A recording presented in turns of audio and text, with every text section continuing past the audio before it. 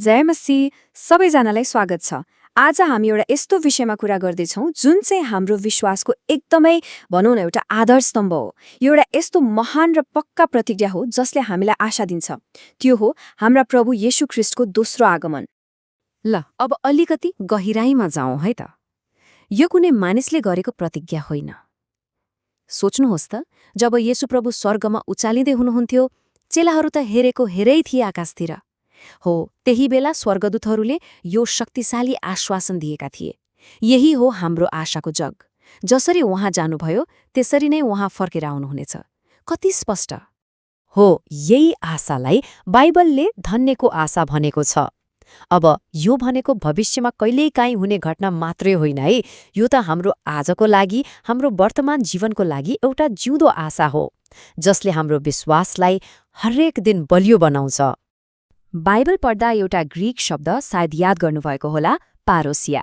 यो शब्द खासमा येशूको दोस्रो आगमनलाई जनाउन प्रयोग गरिन्छ र यसको अर्थ हुन्छ उपस्थिति वा आगमन।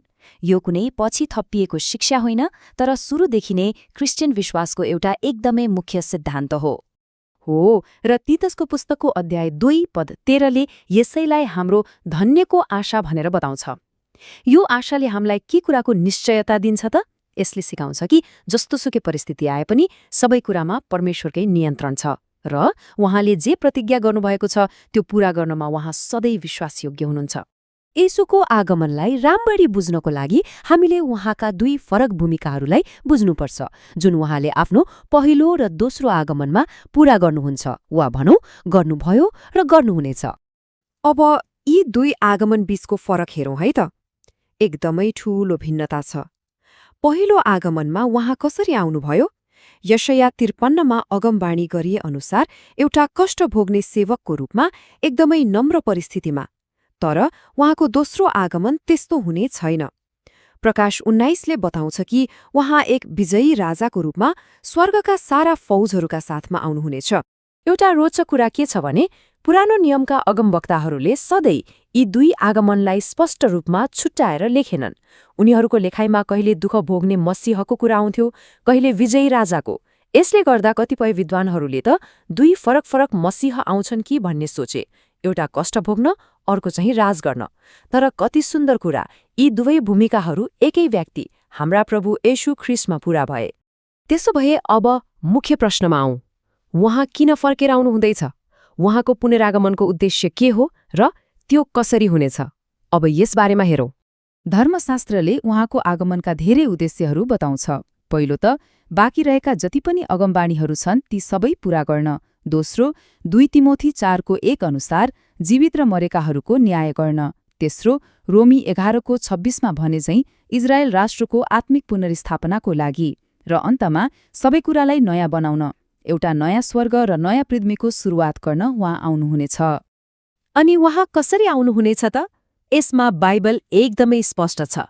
उहाँ शारीरिक रूपमै आउनुहुनेछ, सबैले देख्ने गरी। प्रेरित 1:11ले यही भन्छ। उहाँको आगमन अचानक र कसैले नसोचेको बेला हुनेछ। 1 थेसलोनिकी 5:2ले भन्छ, रातमा चोर आए जस्तै। र यो पटक उहाँ पहिलो पटक जस्तो नम्रतामा होइन। मत्ती 24:30 अनुसार उहाँ शक्ति र ठूलो महिमाका साथ आउनुहुनेछ। प्रकाशको पुस्तकले त फर्केर आउने हुने राजाको एउटा यस्तो शक्तिशाली चित्र कोरेको छ, सुन्नुहोस् है। यूहन्नाले लेख्छन्, मैले स्वर्ग उग्रेको देखेँ र त्यहाँ एउटा सेतो घोडा थियो, अनि त्यसमाथि सवार हुनुहुनेलाई विश्वासयोग्य र सत्य भनिन्छ। उहाँ जसले धार्मिकतामा इन्साफ र युद्ध गर्नुहुन्छ। र त्यो चित्र त्यतिमै सकिँदैन। उहाँको अधिकार र धर्मी न्यायलाई देखाउँदै प्रकाश 19:15ले भन्छ, जाति जातिहरूलाई प्रहार गर्न उहाँको मुखबाट एउटा धारिलो तलवार निस्कन्छ र उहाँले फरामको डण्डाले तिनीहरूमाथि शासन गर्नुहुनेछ। अनि अन्तमा उहाँको सर्वोच्चतालाई कुनै शङ्का नरहने गरी स्पष्ट पार्दै उहाँको पोसाक र तिघ्रामा एउटा नाउँ लेखिएको छ, राजाहरूका राजा र प्रभुहरूका प्रभु। त्यो दिन उहाँको सार्वभौमिकतामाथि कसैले प्रश्न उठाउन सक्ने छैन। ला यति कुरा बुझिसकेपछि अब सबैभन्दा महत्त्वपूर्ण प्रश्न आउँछ। यो भविष्यको महान आशाले हाम्रो आजको जीवनको लागि के अर्थ राख्छ त? हामीले प्रतीक्षामा कसरी जिउने? सायद हामी सबैको मनमा एउटै प्रश्न छ, होइन त?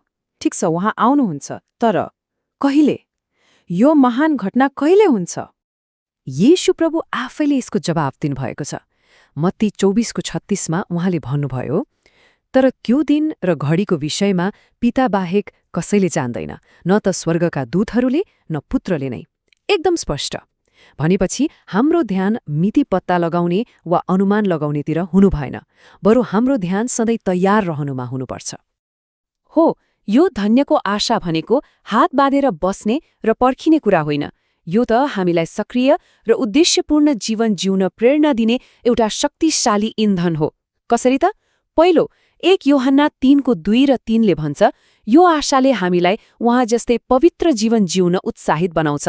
दोस्रो, जीवनमा आउने दुःख, कष्ट र सङ्घर्षहरूमा यसले हामीलाई गहिरो सान्त्वना दिन्छ।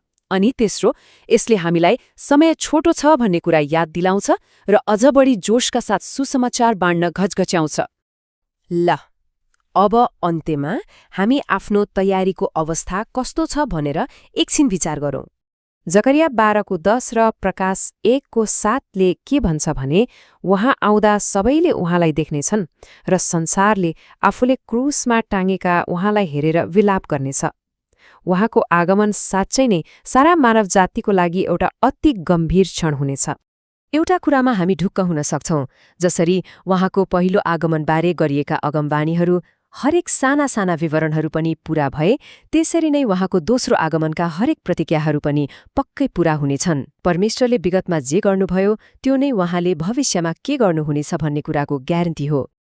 त्यसो भए अन्तिम प्रश्न यही हो, यो धन्यको आशा निश्चित छ, तर समय हामीलाई थाहा छैन। यो कुरा थाहा पाएर हामी आजको दिन कसरी जिउने छनौट गर्छौं त?